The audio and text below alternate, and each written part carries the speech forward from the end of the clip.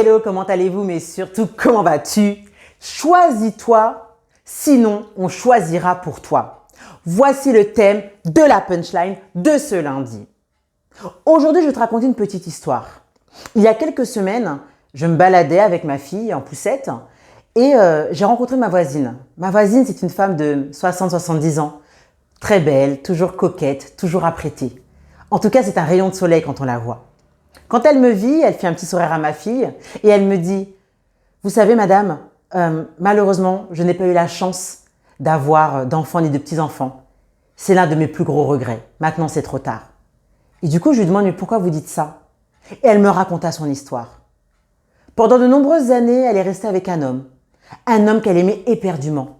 Mais cet homme ne voulait pas d'enfant, car c'était un enfant de la DAS qui avait été abandonné très jeune et il ne se sentait pas l'âme de faire des enfants, d'être parent.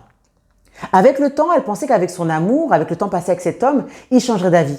Mais il ne changea jamais d'avis. Au fil du temps, ils prennent leur distance et ils se séparent. Elle eut vraiment du mal à se remettre de cette relation, elle en souffrait énormément. Du coup, elle se mettait corps et âme dans son travail. Elle a eu une belle évolution dans sa boîte, une belle carrière, elle a fini cadre sup. Elle vit bien maintenant, elle a une très belle vie. Mais pourtant, elle n'a jamais eu d'enfant, elle est triste. Elle a eu d'autres relations, mais ça n'a pas fonctionné non plus. Quelques temps plus tard, quelques années après, elle rencontra cet homme, mais cet homme ne la vit pas. Elle le voyait, elle l'a vu, elle l'a rencontré dans un parc et elle a entendu papa. Et oui, cet homme était devenu père. Il était avec sa femme. Il avait fait sa vie. Il avait eu ses enfants. Qu'est-ce qu'il faut retenir de cette histoire?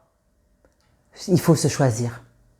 Ne sacrifiez jamais vos rêves, vos envies, vos projets pour qui que ce soit. Choisissez-vous. Car si vous ne vous choisissez pas, d'autres personnes choisiront à votre place. Oui, vous êtes beaucoup à ne pas vous lancer dans certains projets, dans certains changements dans votre vie, parce que vous écoutez les autres décider à votre place. Si tu veux demain passer de secrétaire à chef de projet, fais-le. Si tu veux reprendre tes études, faire cette formation, fais-le. Si tu veux perdre ce poids qui te gêne, fais-le. Si tu veux quitter cette relation, fais-le. Arrête d'attendre qu'on te donne la permission. Arrête d'écouter les autres choisir à ta place et savoir ce qui est bon pour toi.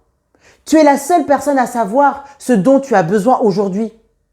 Je ne veux pas que tu vives avec des regrets en te disant « Ah, si j'avais su, j'aurais fait autrement. Ah, à l'époque, si j'avais pu, j'aurais fait ci. » Non. Reprends ton pouvoir. Décide enfin pour toi ce qui est bon et ce qui ne l'est plus. Mais arrête de laisser les autres décider ce que tu dois faire dans ta propre vie. Car ce n'est pas eux qui vont payer les pots cassés. Ce n'est pas eux qui souffrent de l'intérieur. Ce n'est pas eux qui pleurent le soir dans ton lit. Ce n'est pas eux qui ont la tête pleine de migraines à te demander comment tu vas t'en sortir. Ce n'est pas eux. Et tu sais pourquoi? Parce que ce n'est pas leur vie. Alors je te le dis aujourd'hui, je te le répète, choisis-toi une bonne fois pour toutes. Sinon demain, c'est d'autres qui choisiront pour toi. Donc si tu veux être épanoui, si tu veux être bien dans ta vie, décide enfin d'être toi-même. Car comme tu le sais, être soi-même, c'est tellement mieux. Bonne journée et bonne semaine. À bientôt.